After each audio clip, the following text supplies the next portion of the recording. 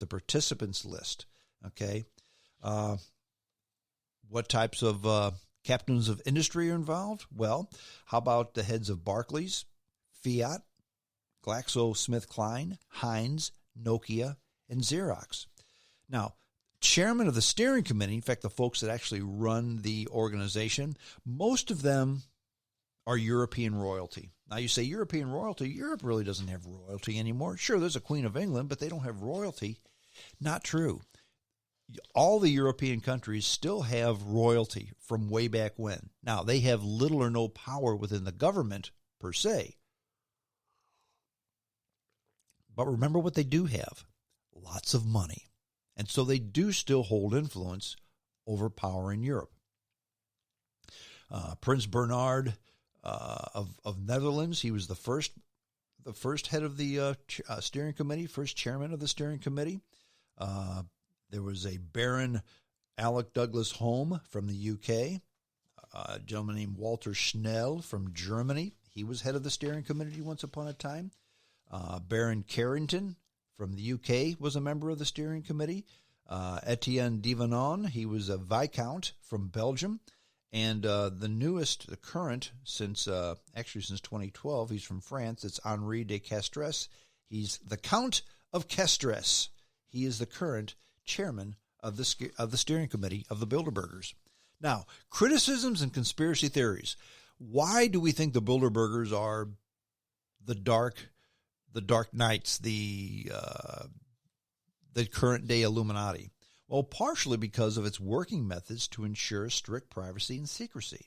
The Bilderberger Group has been criticized for its lack of transparency and accountability. In fact, the undisclosed nature of the proceedings has given rise to conspiracy theories. In fact, this outlook has really been popular on both extremes of the spectrum, the right and the left. While they disagree with one another's theories, they both just damn the Bilderbergers. In fact, some on the left have accused the Bilderberg Group as conspiring to impose capitalist domination, while those on the right have accused the group of conspiring to impose a world government and planned economy, which really none of those statements are untrue. In 2005, Viscount Divanon, he's actually the current steering committee member, discussed accusations of the group striving for one world government with the BBC. Here's in quotes again from the website. It is unavoidable and it doesn't matter. There will always be people who believe in conspiracies, but things happen in a much more incoherent fashion. In fact, when people say that it's a secret government of the world, I say that if we were a secret government of the world, we should be bloody ashamed of ourselves. In other words, sure, we talk, we plan, we scheme, but nobody really listens to us, and we're not really in charge. In fact, one of the most concise academic papers critical of the Bilderbergers' deep state role in influencing geopolitical events came out of the public spotlight back in 1996 by Mike Peters. He wrote for the Leeds Metropolitan and published in Lobster magazine, which is an English conspiracy theory magazine. The piece was entitled The Bilderberg Group and the Project for European Unification. Now, Peters expressed that few academics have examined the Bilderberg Group's international financial and political lobbying clout, but closely examines links between the post-war effort for a united Europe and specific individuals linked and connected with the Bilderberg Group. In fact, other right-wing publications, it was called the Right-Wing Woos, they also have been involved. And other maybe columnists that you've heard of who have written about the Bilderberg Group, back in 1964, Phyllis Schlafly published a book called A Choice, Not an Echo, which promoted a conspiracy theory in which the Republican Party was secretly controlled by elitist individuals dominated by members of the Bilderberg Group, whose internationalist policies would pave the way for world communism. In 2010, former Cuban President Fidel Castro wrote a controversial article for the Cuban Communist Party newspaper called Granma, in which he cited Daniel Olson's book, the secrets of the Bilderberg Club, which, as quoted by Castro, described them as sinister cliques and the Bilderberg lobbyists manipulating the public to install a world government that knows no borders and is not accountable to anyone but itself. So here you go. Phyllis Schlafly says they're turning them into communists. Fidel Castro says they're going to turn the world into capitalists.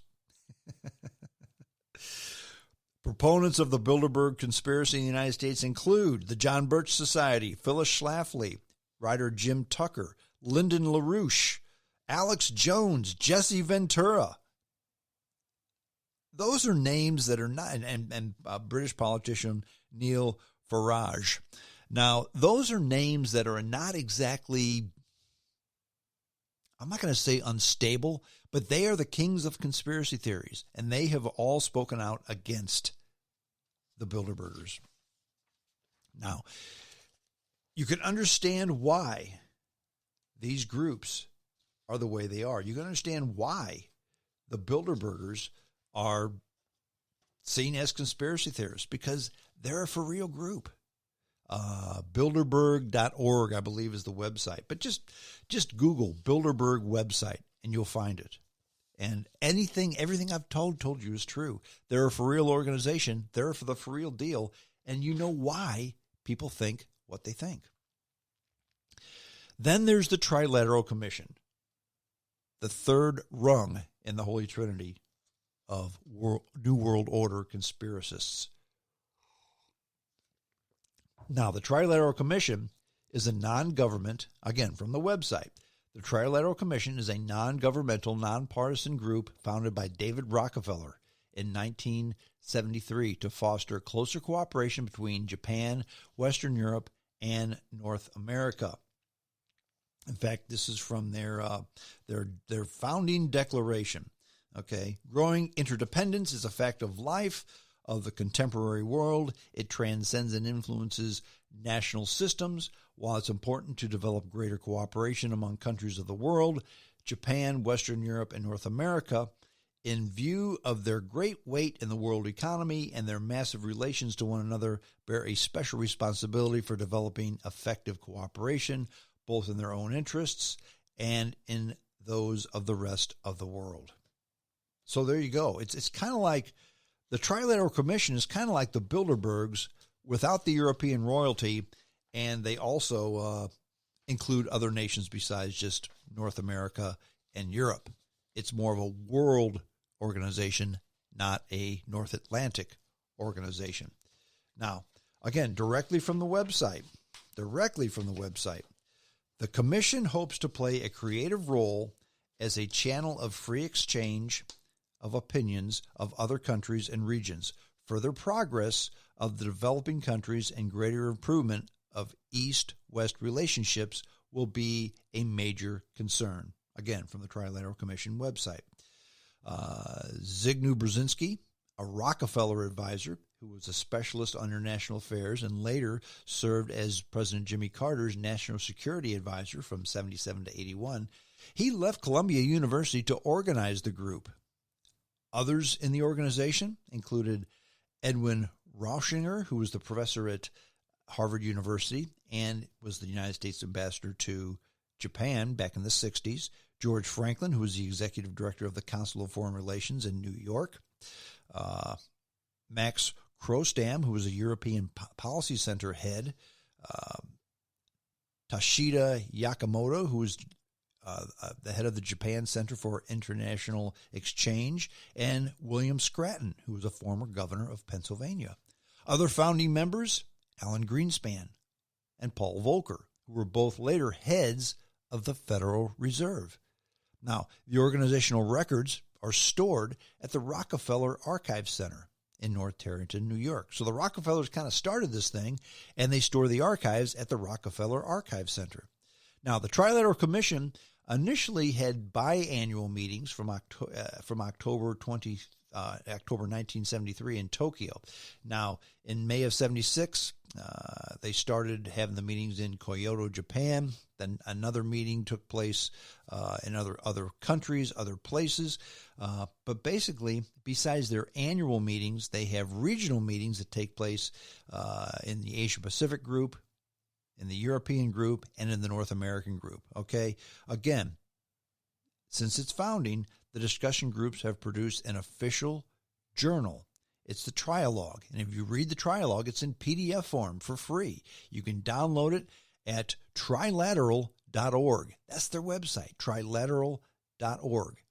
You can just look at every one of their groups, their publications, their official journals to say what they had to say. Membership, okay, North America gets 120 members. Canada gets 20. Mexico gets 13. 97 are U.S. citizens. The European group gets 170 members. Almost every country on the continent weighed heavily with, of course, Germany, France, Italy, and the UK, and Spain. They're weighed heavily. The rest of them get some members. Asia and Oceania were represented only by Japan once upon a time, but since 2000, the Japanese group has 85 members, but there's other members, South Koreans, Australians, New Zealanders, and every country from the ASEAN nations, like Indonesia, Malaysia, Philippines, Singapore, and Thailand, they each get a person or two that can attend the Trilateral Commission as well. The Pacific Asia group also includes 9 members from China, Hong Kong, and Taiwan. In fact, the Commission now claims more than 100 Pacific Asian members. So it's truly a world organization. And not all capitalists either, because the Chinese Communist government is involved. Or I should say not the government, but members from China are involved. Now, while the Trilateral Commission bylaws exclude persons holding public office from membership, the think tank draws its participants from politics, business, and academia. In fact, it has 3 chairpeople, one from each of the regions, North America, Europe, Asia. The current chairs are U.S. Assistant Secretary of Defense for National Security Affairs Joseph Nye, the former head of the European Bank Jean-Claude Trichet, and Yasuchika Hasegawa, who's the chairman of Takeda Pharmaceutical Group in Japan. So those are a list of people that run the show as we speak right now.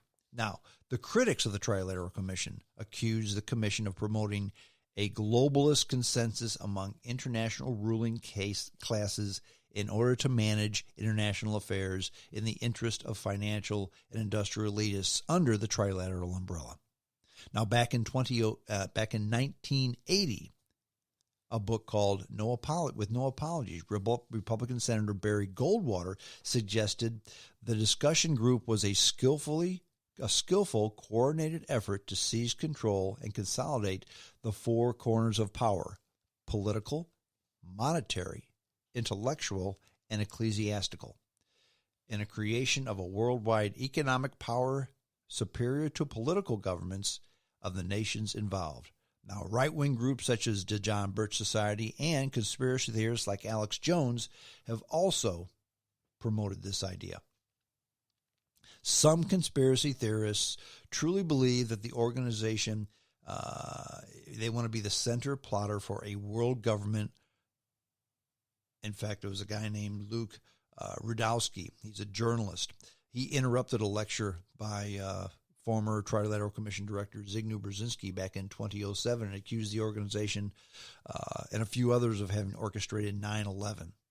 Conservative pundit Charles Krauthammer, who I loved, okay, he sadistically alluded to the conspiracy theories when he was asked in 2012, who makes up the Republican establishment?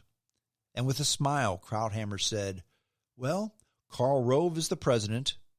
We meet every month on the full moon at the Masonic Temple. We have a ritual. Karl brings the incense.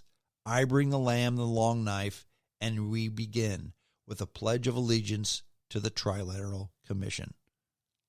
Vintage Krauthammer wry humor. So there you have it. The Illuminati, the Bilderbergs, and the Trilateral Commission. Can you understand why people use them as conspiracy theory foundations? Now you've heard the facts. I'm going to end with actually wrap this up with my theory.